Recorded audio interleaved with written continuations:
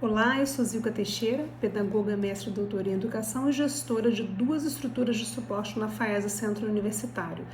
Uma é o NUPED, que é voltada ao apoio aos professores, formação, acompanhamento e assessoramento pedagógico e tecnológico, e a outra é voltada aos estudantes, o Núcleo de Apoio Psicopedagógico ao Estudante, NAP. E no NAP nós atuamos com algumas frentes, né? A primeira delas é o apoio e suporte aos estudantes que são público-alvo da educação especial, né? Estudantes com alguma deficiência física ou intelectual, com transtornos globais do desenvolvimento ou com altas habilidades de superdotação. E atuamos também com outras 3 frentes para os estudantes de uma forma mais geral. Nós temos o apoio às aprendizagens em questões pedagógicas, principalmente na organização de estudos, apoio às aprendizagens em questões emocionais, e temos um projeto que nós chamamos de Projeto Unificar, que o enfoque é o suporte aos estudantes com comportamento suicida. Nesse vídeo nós vamos falar sobre um tema que é muitíssimo importante, relevante, atual, que é a inclusão. Quando nós pensamos na construção de uma sociedade mais justa, mais igualitária, nós pensamos em inclusão. Nesse vídeo nós vamos falar sobre a inclusão no contexto educacional, enfocar a inclusão no contexto educacional na educação superior. E mais especificamente vamos tratar do apoio aos estudantes com necessidades educacionais específicas na educação superior. Então nós vamos falar aqui sobre alguns conceitos, tratar aspectos legais. Fizemos uma seleção, né, de alguns dispositivos que nós queremos conversar e vamos nos deter mais em um dispositivo especificamente. Vamos falar também do respeito à diversidade, principalmente falar de acolhimento e práticas inclusivas voltadas para o sucesso do estudante na educação superior. Então nós organizamos o vídeo de um modo que a gente vai inicialmente fazer a abordagem da diversidade e da inclusão no que se refere aos aspectos legais, e depois nós vamos conversar sobre educação superior inclusiva, sobre a importância do acolhimento e sobre as práticas inclusivas para o sucesso do estudante. Vamos juntos? Então vamos para a primeira etapa. Nessa primeira etapa, nós vamos conversar sobre a diversidade e a inclusão, olhando um pouco mais os aspectos legais.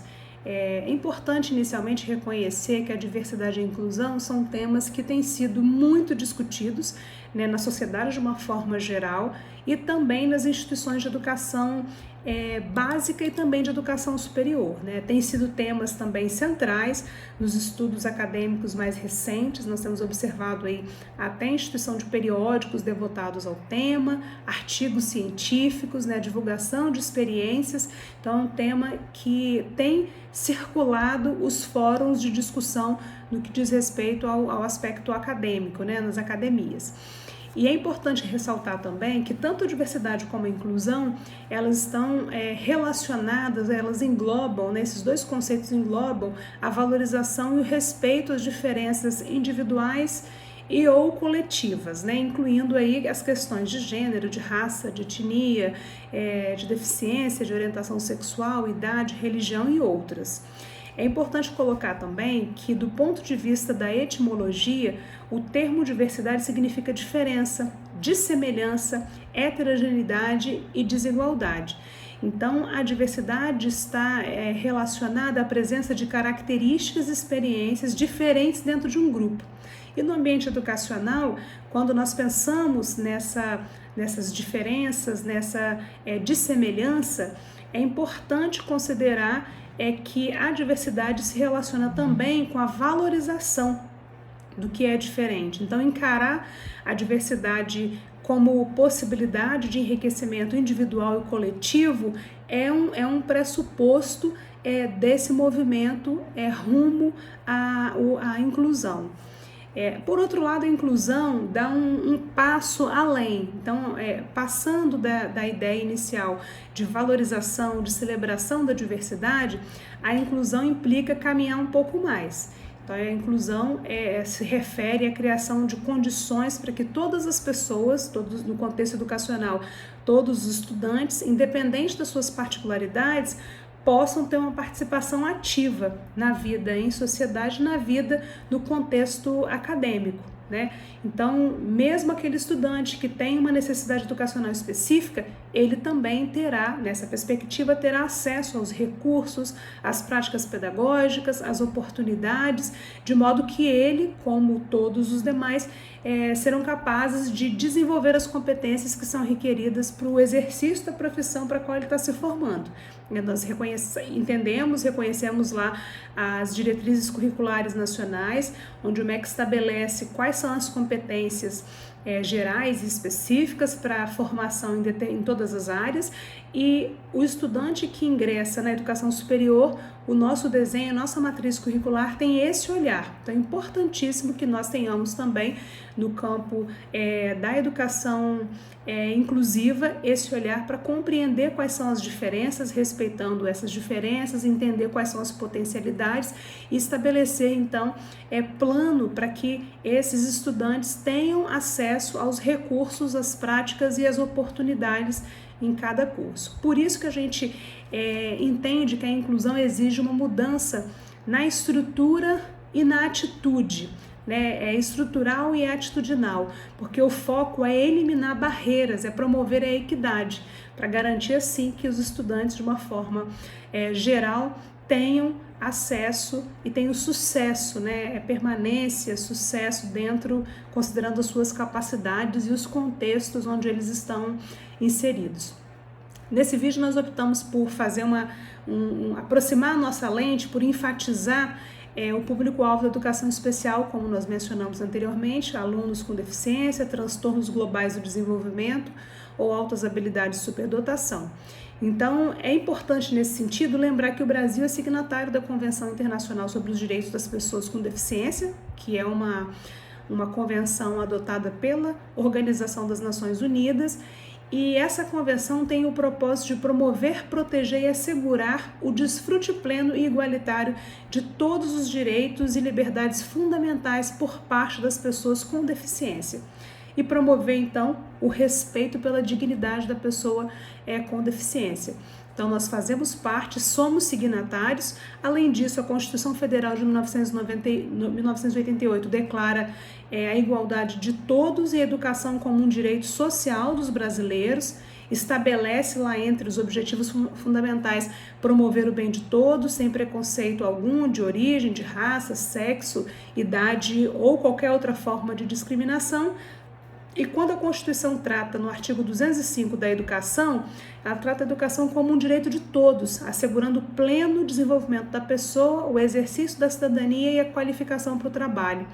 O artigo 206 traz também o estabelecimento do princípio da igualdade de condições de acesso e permanência à educação e garante como dever do Estado a oferta do atendimento educacional especializado, preferencialmente na rede regular de ensino. Então, esse arcabouço, ele nos fornece os elementos para nós pensarmos a educação numa perspectiva inclusiva, né, com diretrizes claras de que essa educação é direito de todos. A Política Nacional de Educação Especial na Perspectiva Inclusiva traz como objetivo assegurar a inclusão dos estudantes com deficiência, transtornos globais do desenvolvimento e altas habilidades de superdotação. E essa política ela traz orientações para os sistemas de ensino com o olhar da garantia, né, desse direito, como foi preconizado na Constituição Federal. E o que a Política Nacional de Educação Especial traz para as instituições com relação às orientações? Inicialmente, o acesso ao ensino com participação, aprendizagem, continuidade nos níveis mais elevados de educação, a transversalidade da modalidade de educação especial, da educação infantil até a educação superior, a oferta do atendimento educacional especializado, e aí a oferta passa também por um estudo, né, o estudo do caso do estudante, pelo planejamento desse atendimento educacional especializado, a formação de professores e profissionais que vão atuar no atendimento aos estudantes público-alvo da educação especial, participação da família, da comunidade, acessibilidade, e acessibilidade arquitetônica, nos transportes, mobiliários, comunicação, informação, acessibilidade metodológica e a articulação para a implementação de políticas voltadas à educação especial. E é importante colocar também que nós temos percebido, né, e por que é importante fazer essa ênfase na educação especial, olhar a inclusão a partir do público-alvo da educação especial, porque nós temos percebido que depois do processo de democratização, quando nós universalizamos ali a educação básica, né, do fundamental e depois o ensino médio, nós passamos a receber um público que antes nós recebíamos menos nas escolas, né, na educação básica. E a partir desse movimento na educação básica e as políticas que impactam a educação básica também impactam a educação superior e vice-versa, nós percebemos também a chegada de mais estudantes, né, o número de pessoas também com acesso aos diagnósticos, à informação que nós temos hoje. Nós temos percebido um número crescente de estudantes em educação superior que são público-alvo da educação especial. Uma análise do censo da educação superior, considerando aí os últimos 10 anos, vai indicar para nós que houve um aumento de 100% do número de estudantes, de matrículas, né, de alunos com deficiência, transtornos globais do desenvolvimento ou altas habilidades de superdotação. Então, se nós fizermos uma verificação do censo da educação superior, olhando lá o ano de 2012, nós vamos observar que 0,4% das matrículas eram de estudantes público-alvo da educação especial. Quando nós chegamos em 2022, esse percentual passa para 0,8%. Então, há um número crescente, né? E nós temos percebido também a chegada de estudantes com necessidades específicas educacionais que nos desafiam a pensar e a repensar os nossos fazeres, né? E pensar estratégias para fazer o atendimento a esse estudante. Outro aspecto importante da Política Nacional de Educação Especial na perspectiva da educação inclusiva é que são feitas as considerações do público-alvo, né, que são os alunos com deficiência, com transtornos globais do desenvolvimento, com altas habilidades de superdotação. E um outro dispositivo que traz para nós aí considerações muito importantes é a Lei Brasileira de Inclusão da Pessoa com Deficiência, a LBI, né, que foi implementada pela Lei número 13.146 de 2015. Essa lei é destinada a assegurar e promover em condições de igualdade o exercício dos direitos e das liberdades fundamentais da pessoa com deficiência. E o objetivo é a inclusão social e a cidadania dessas pessoas. Então, esse dispositivo ele nos ajuda a compreender a inclusão no contexto da educação brasileira, né, e como isso foi tratado, e também traz para nós alguns conceitos que são fundamentais no processo da inclusão. Nós vamos falar um pouco sobre alguns deles. Então, quando nós pensamos na educação inclusiva, nós pensamos na eliminação de barreiras, na acessibilidade, no desenho universal, no uso de tecnologias assistivas, ou na ajuda técnica, né, e na comunicação. E como a LBI traz para nós esses conceitos? A LBI trata que as barreiras são definidas como qualquer entrave, obstáculo, atitude ou comportamento. É importante destacar: entrave, obstáculo, atitude ou comportamento que limite ou impeça a participação social de uma pessoa, o exercício dos seus direitos à acessibilidade, à liberdade de movimento, à expressão, à comunicação, ao acesso à informação, à compreensão e à circulação com segurança. Então, observe que a LBI traz como barreiras mais que as barreiras físicas, né?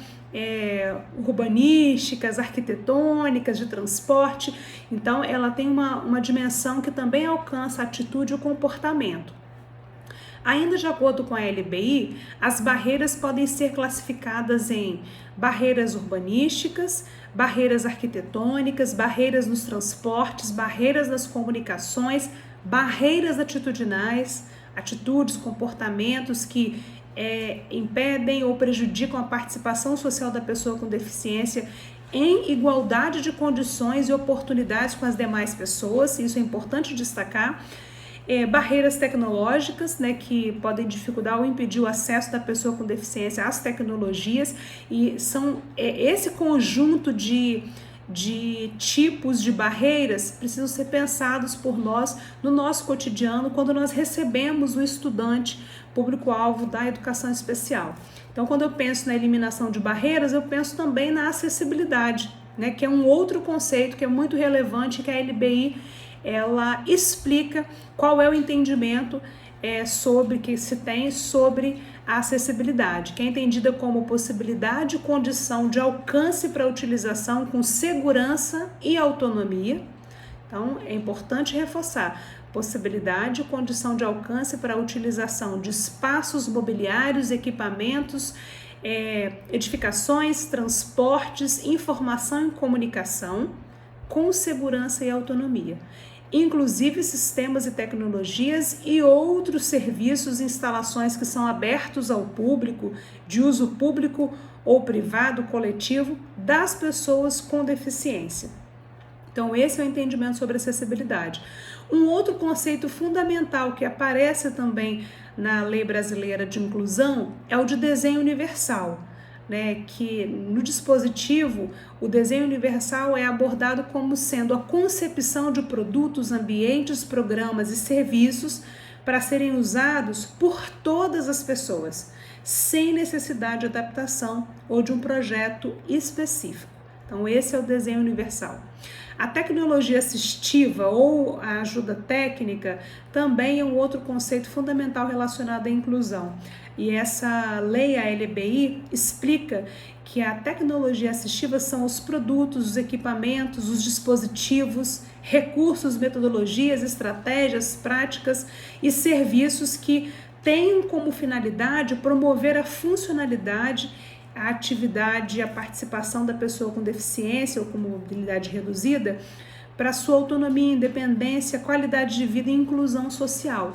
Então, quando nós pensamos então também no contexto educacional, no contexto acadêmico, a tecnologia assistiva precisa ser indicada para os casos de estudantes público-alvo da educação especial quando forem necessários. Um outro conceito que a LBI traz para nós também, que é importante, é o de comunicação na perspectiva inclusiva, né? Então, ela esclarece que a comunicação é a forma de interação das pessoas que abrange, entre outras opções, as línguas, inclusive a Libras, né, a língua brasileira de sinais, a visualização de textos, o braille, o sistema de sinalização ou de comunicação tátil, os caracteres ampliados, os dispositivos de mídia, assim como a linguagem simples, escrita e oral, os sistemas auditivos, os meios de voz digitalizados e os formatos e meios aumentativos e alternativos de comunicação. Então, quando pensamos na questão da acessibilidade, da inclusão, a LBI ela é clara quando ela traz aí a eliminação das barreiras, a acessibilidade, o desenho universal, o uso das tecnologias assistivas e essa variedade de meios e formas de comunicação. Um outro aspecto importante trazido pela LBI é que ela prevê diversos direitos e garantias que são importantes para assegurar esse acesso pleno e equitativo das pessoas com deficiência ao sistema educacional. E aí nós vamos falar sobre alguns pontos, né? Lá no artigo 27, a LBI explica que a educação constitui direito da pessoa com deficiência, né? E esse direito tem assegurado o sistema educacional inclusivo em todos os níveis, da educação infantil até a educação superior, e o aprendizado ao longo da vida, de forma que se possa alcançar o máximo do desenvolvimento possível dos seus talentos, dos talentos dessas pessoas, habilidades físicas, sensoriais, intelectuais e sociais, de acordo com as suas características, interesses e necessidades de aprendizagem. Além disso, ainda a LBI esclarece que é necessária, e ela determina, né, a criação, a implementação e a avaliação de um conjunto de medidas voltados à inclusão. E nesse conjunto de medidas, o que nós temos como questões centrais? A primeira é um sistema educacional inclusivo em todos os níveis e modalidades, bem como a aprendizagem ao longo da vida. O aprimoramento dos serviços educacionais com olhar para a garantia, né, das condições de acesso, permanência, participação e aprendizagem. E aí é preciso pensar na oferta de serviços e recursos de acessibilidade que eliminem as barreiras e promovam de fato a inclusão. Um outro item é o projeto pedagógico, que precisa ser definido com a explicação de como vai ser feito o atendimento educacional especializado, né? E como os demais serviços, adaptações que forem necessários vão ser tratados, quais são os fluxos, e para atender assim as características dos estudantes que façam a matrícula e que tenham algum tipo de necessidade educacional específica. Além disso, o dispositivo traz nesse conjunto de medidas a adoção de ações e medidas individualizadas e coletivas nos ambientes, com olhar para maximização do desenvolvimento acadêmico e social dos estudantes, favorecendo o acesso à permanência, a participação e aprendizagem nas instituições de ensino, pesquisas voltadas para o desenvolvimento de novos métodos, técnicas pedagógicas, materiais didáticos, equipamentos e recursos de tecnologia assistiva, né? E a gente sempre tem batido nessa tecla da importância de buscar as pesquisas a respeito de promover o debate, de escrever, de comunicar, de publicar essas pesquisas também, porque às vezes nós temos experiências numa instituição que podem ser conhecidas e reconhecidas como relevantes por outras instituições também. Além disso, a LB ainda traz nesse conjunto de medidas o planejamento de estudo de caso. Importantíssimo, o estudante chegou à instituição ou teve um diagnóstico, já era aluno, teve um diagnóstico recente, estudar o caso desse estudante, né, pensar as estratégias, elaborar o plano de atendimento educacional especializado, a organização dos recursos, os serviços de acessibilidade, a disponibilização e pensar também a usabilidade pedagógica, os recursos de tecnologia assistiva, o acompanhamento desse processo, não só fazer o estudo e a elaboração, como acompanhar de fato, observando os sucessos, o que tem funcionado, o que é preciso fazer para ajustar, porque o objetivo é o sucesso do aluno. Ainda a LBI traz a participação dos estudantes com deficiência e das suas famílias nas diversas instâncias da atuação da comunidade escolar como um ponto, uma medida necessária, a adoção de medidas de apoio para favorecer o desenvolvimento de alguns aspectos que precisam ser aprimorados, linguísticos, culturais, vocacionais, profissionais, e é importante fazer isso tendo em conta o talento, a criatividade, as habilidades, né, os interesses do estudante com deficiência. Um outro item é a adoção das práticas pedagógicas inclusivas dentro dos programas de formação dos professores e de formação dos profissionais que atuam nas estruturas de suporte. Então, o professor precisa se preparar, precisa estar preparado para o atendimento aos estudantes que são público-alvo da educação especial, assim como os demais profissionais que prestam o serviço e que dão o apoio. Um outro ponto importante, né, a tradução e interpretação em Libras, que são profissionais que também dão o apoio, fazem o apoio ao aluno. A oferta do ensino de Libras, o sistema Braille e o uso de recursos de tecnologia assistiva para ampliar as habilidades funcionais dos estudantes, promovendo então a sua autonomia, a sua participação. Isso também está no escopo desse conjunto de ações e medidas recomendadas pela Lei Brasileira de Inclusão. O acesso à educação superior, né? No dispositivo fala educação superior, educação profissional e tecnológica, né?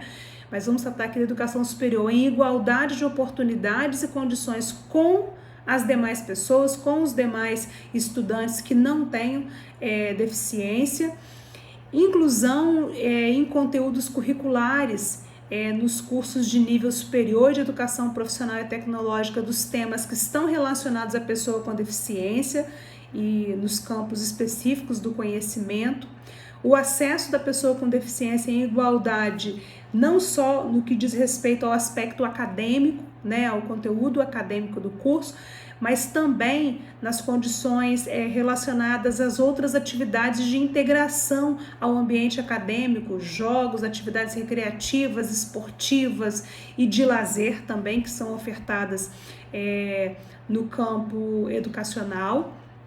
A acessibilidade dos estudantes, dos trabalhadores e demais integrantes da comunidade escolar a todas as edificações, né, a todos os prédios, aos ambientes, às atividades que estão relacionadas às modalidades que o estudante está cursando, as etapas e os níveis de ensino, a oferta de profissionais de apoio quando forem necessários, e nós sabemos que, a depender da demanda do estudante, é necessário o apoio escolar, a articulação com os diversos setores para a implementação de políticas que se voltem à inclusão. Então, quando nós fazemos uma análise mais geral desse dispositivo da LBI, nós percebemos que esse dispositivo ele representa atualmente um marco importante para se assegurar a educação no Brasil de uma forma com o olhar da inclusão, né? Educação inclusiva. E o dispositivo traz ali também uma série de orientações que garantem a igualdade de condições e a promoção da cidadania da pessoa com deficiência, né? A lei coloca, fazendo uma análise mais geral, o foco não só na acessibilidade física, né?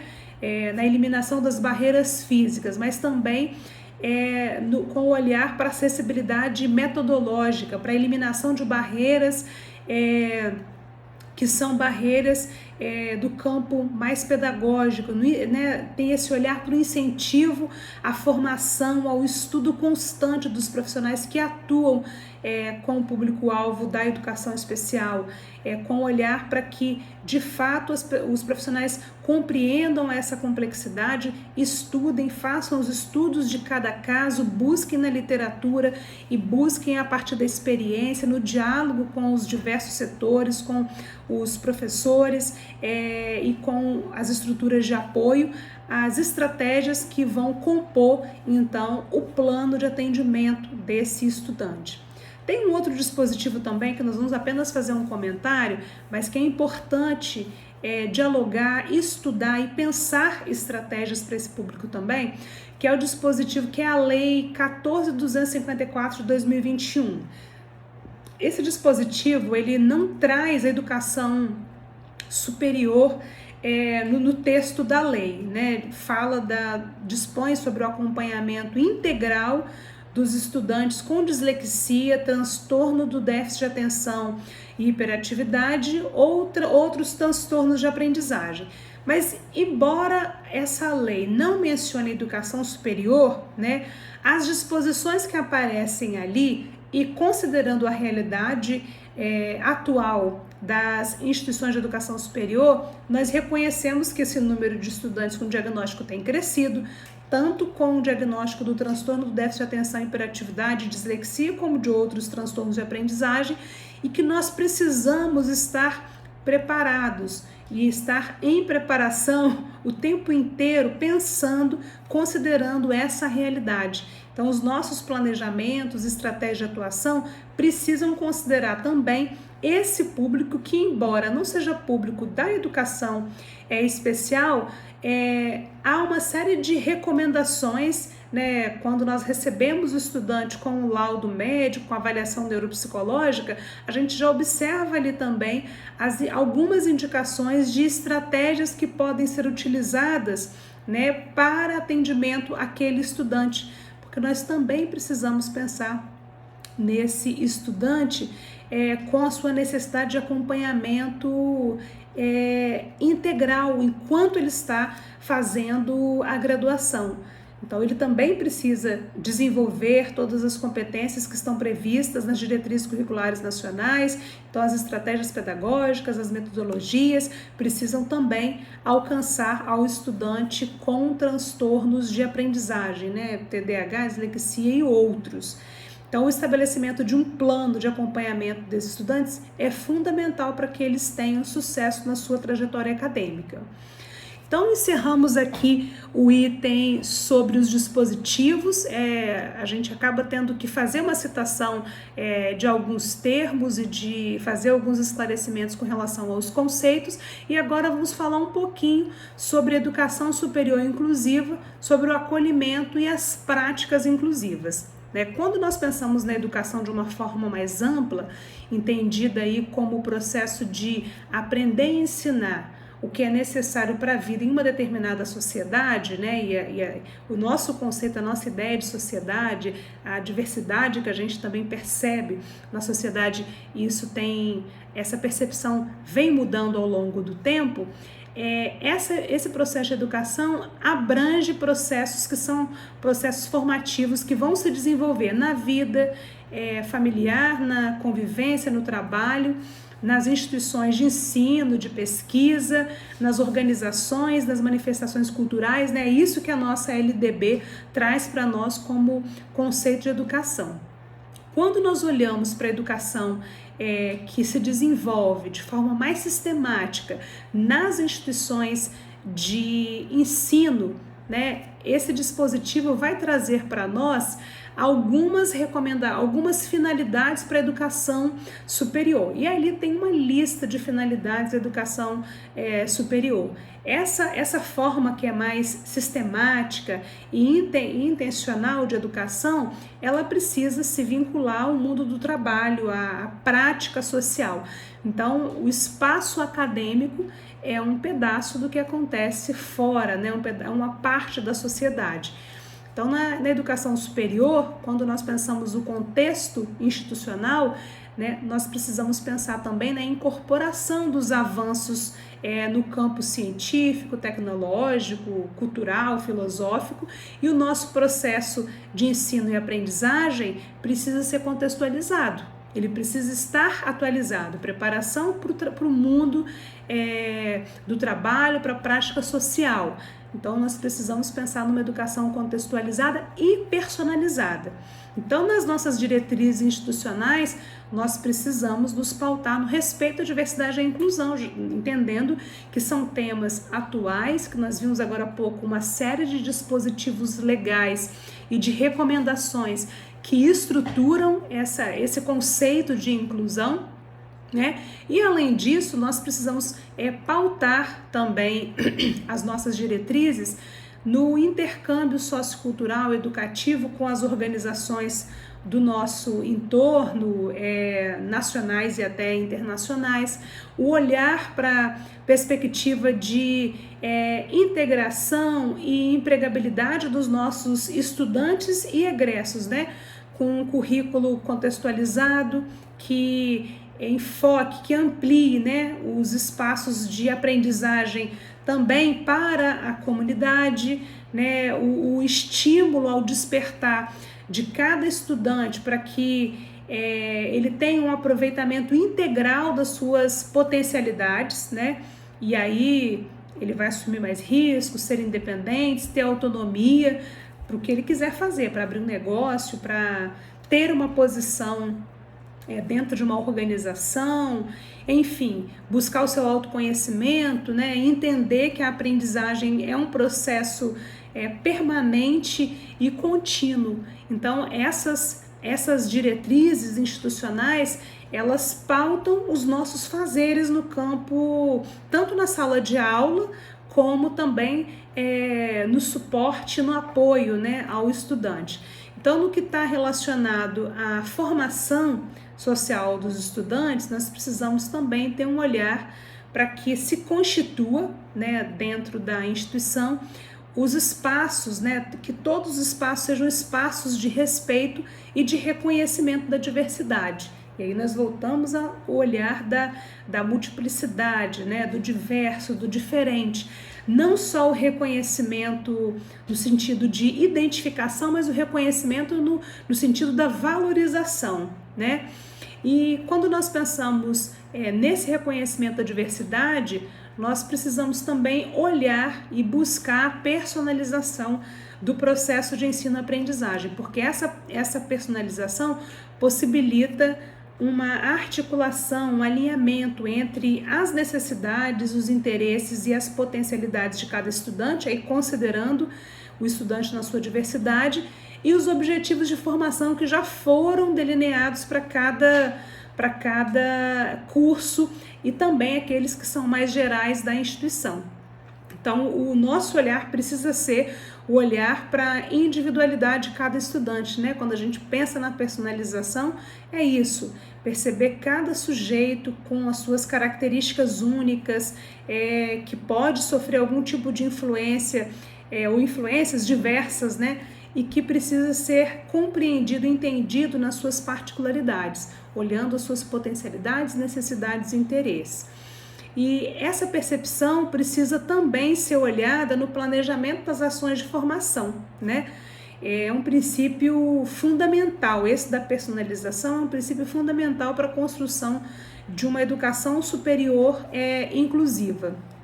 Por isso, nesse contexto educacional e pensando aí a perspectiva da educação superior inclusiva, nós das instituições de educação superior somos convidados, né, a pensarmos a perspectiva inclusiva nos nossos planejamentos, nos nossos processos, né? Aquela ideia do desenho universal, da eliminação de barreiras, das acessibilidades, né, de diversas formas. Então nós precisamos ter esse olhar. E esse olhar passa pelo conhecimento técnico, pelo entendimento do que é a perspectiva inclusiva e passa também, né, pelo acolhimento. Né, no sentido, na etimologia da palavra, o acolhimento é receber, amparar, dar apoio, né? E esse acolhimento ele precisa fazer parte da nossa rotina, ele precisa ser um valor, né, na instituição, uma postura frente às demandas, às necessidades educacionais específicas dos estudantes e também frente às demandas quando esse estudante não tem uma necessidade educacional específica, porque não é público-alvo da educação especial. Então, quando nós falamos de acolhimento, nós falamos de acolher de forma calorosa, atenciosa, respeitosa, de criação de um ambiente de segurança e de bem-estar. Observem que tudo que nós colocamos aqui como acolhimento dialoga muito com o que os dispositivos trazem, a questão da segurança e do bem-estar. Então é uma prática que exige empatia, que envolve escutativa, disposição de apoiar a quem se entende que precisa. E é um apoio de diversas naturezas, né? Pode ser um apoio por conta de uma necessidade emocional, ou social, ou mesmo física. Então, o acolhimento no contexto de uma educação superior, ele busca viabilizar as condições para o acesso, permanência, participação, aprendizagem e conclusão com aproveitamento, com sucesso de todos os estudantes durante o período da sua formação, durante sua trajetória acadêmica. Então ele precisa ser percebido de fato como valor que supera, extrapola as ações de um setor, de uma estrutura ou de uma pessoa, né? Ele tem que se integrar à cultura organizacional daquela instituição de educação superior. Quando a gente pensa também ainda em acolhimento, em acolher, né, a gente entende que para acolher é necessário reconhecer e valorizar a diversidade. E para reconhecer e valorizar a diversidade, né, o segundo momento é avançar no processo de inclusão, é eliminar as barreiras que poderiam restringir a participação dos estudantes nas atividades acadêmicas. Então, eliminar barreiras nos faz pensar em acessibilidade. Então, na educação superior, a acessibilidade ela acontece por meio de ações que envolvem planejamento, organização de recursos e serviços. Isso é fundamental quando nós falamos de acessibilidade. Esse olhar requer a promoção da acessibilidade arquitetônica, a acessibilidade nas comunicações, nos sistemas de informação, nos materiais didáticos e pedagógicos que nós disponibilizamos, né, desde os processos seletivos até a sala de aula, o desenvolvimento de todas as atividades que envolvem o ensino, a pesquisa e a extensão, né? Então, essa preparação, e nós precisamos aproximar um pouco mais as nossas lentes para a acessibilidade metodológica, que é aquela que está relacionada às adaptações das práticas pedagógicas, estratégias de ensino, recursos, né, que vão ser utilizados, e é aquela acessibilidade que visa garantir que todos os estudantes, independentemente das suas características, ou das habilidades, ou das necessidades, eles vão ter um acesso igualitário ao aprendizado e ao desenvolvimento das competências que são requeridas para o exercício da profissão para a qual ele está se formando. Então, essa acessibilidade metodológica tem um direcionamento para o como ensinar e também para o como garantir que todos possam aprender. Então, observem como a acessibilidade metodológica dialoga também com os processos de formação de professores, de preparação de professores, de formação e preparação das equipes que dão suporte e apoio aos estudantes, e também, ao mesmo tempo, focam também no suporte, no próprio apoio ao estudante, né? No domínio de algumas ferramentas que ele precisa ter para que, de fato, ele possa ter sucesso. E isso, quando nós pensamos em acessibilidade metodológica, nós estamos falando de um conjunto de itens, de medidas. Pensamos em estratégias didáticas variadas, pensamos em materiais didáticos adaptados, né? E aí pensamos numa série de materiais, áudios, vídeos, texto, braille, língua de sinais, enfim. Avaliações inclusivas, né? O olhar sobre como fazer a verificação da aprendizagem daquilo que foi tratado, abordado, estudado em sala de aula, e de que maneira, quais instrumentos eu vou utilizar, assegurando a verificação, assegurando também que seja uma avaliação inclusiva, né, e pensar em variadas formas e instrumentos de avaliação, o olhar para o ritmo de aprendizagem de cada estudante, a formação para os educadores, é fundamental, e para aqueles que dão, professores e aqueles que dão suporte aos estudantes, planejamento, né, o planejamento flexível, atento ao que está acontecendo nos ambientes de aprendizagem. Então, esse olhar, o uso das tecnologias assistivas, que ferramentas, que aplicativos,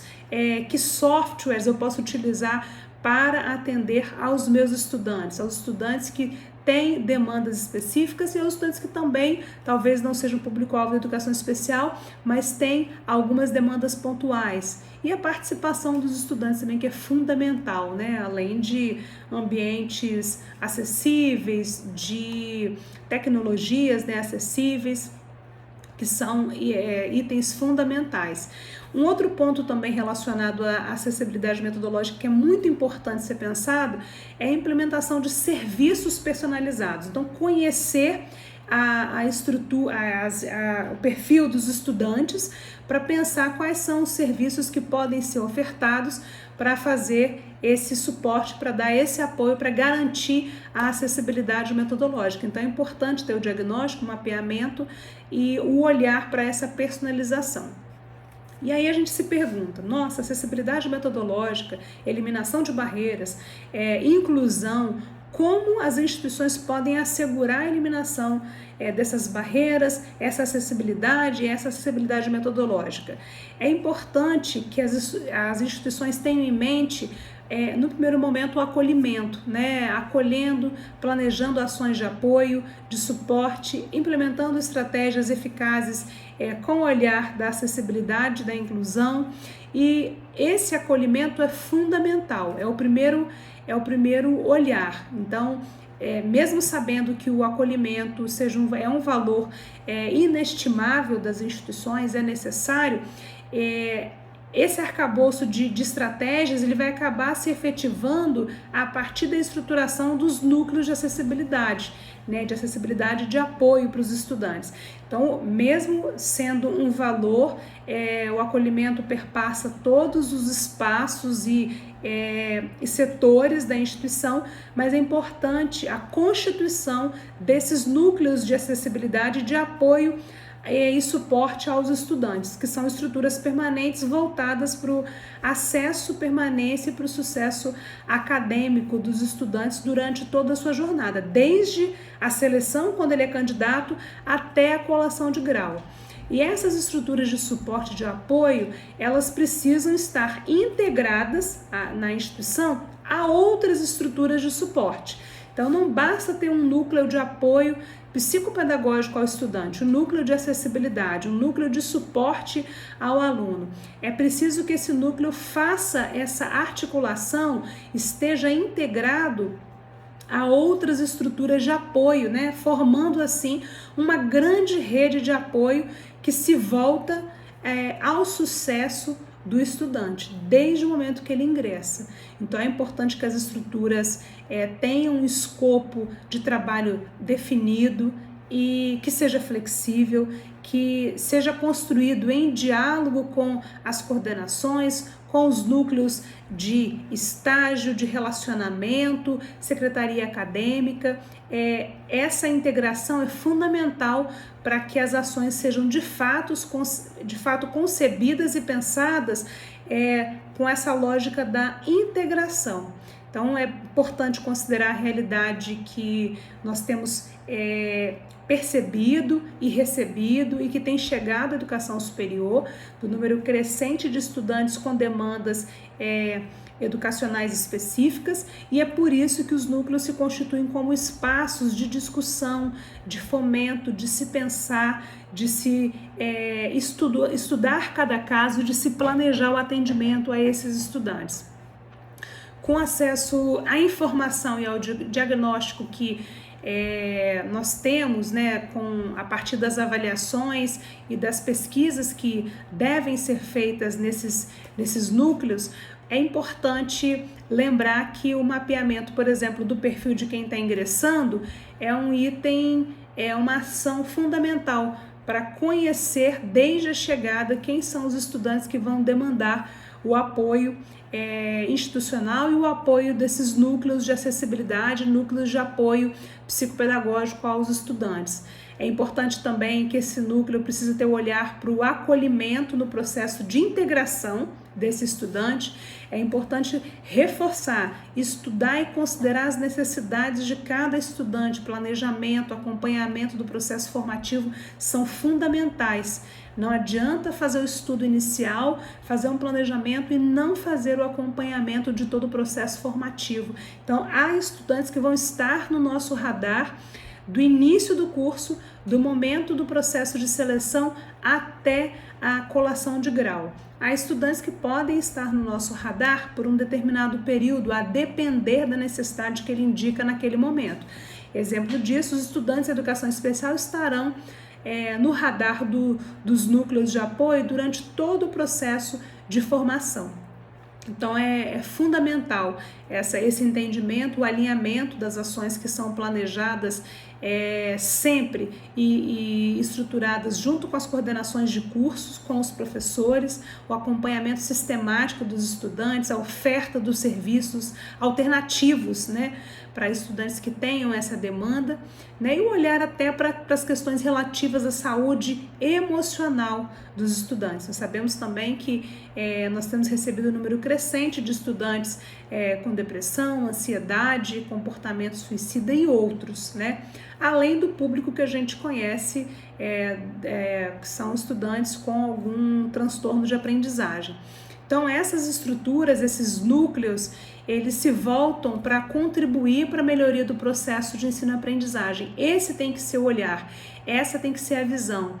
O atendimento psicopedagógico ao estudante, o assessoramento pedagógico de professores, né, são essas ferramentas, são esses fazeres que estão inseridos aí no âmbito dos núcleos.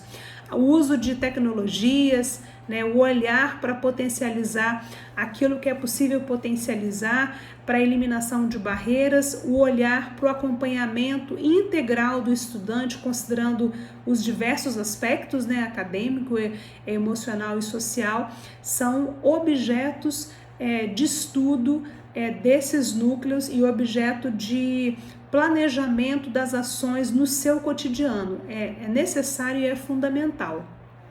Esses núcleos também precisam estimular e colaborar para que haja o desenvolvimento de projetos, de ações aí de ensino, de pesquisa e de extensão que contribuam para a boa convivência na comunidade acadêmica, olhando a diversidade biopsicossocial e cultural, que aí dependendo, em cada momento isso pode mudar, cada semestre, mas é necessário que haja esse olhar também para a pesquisa, né?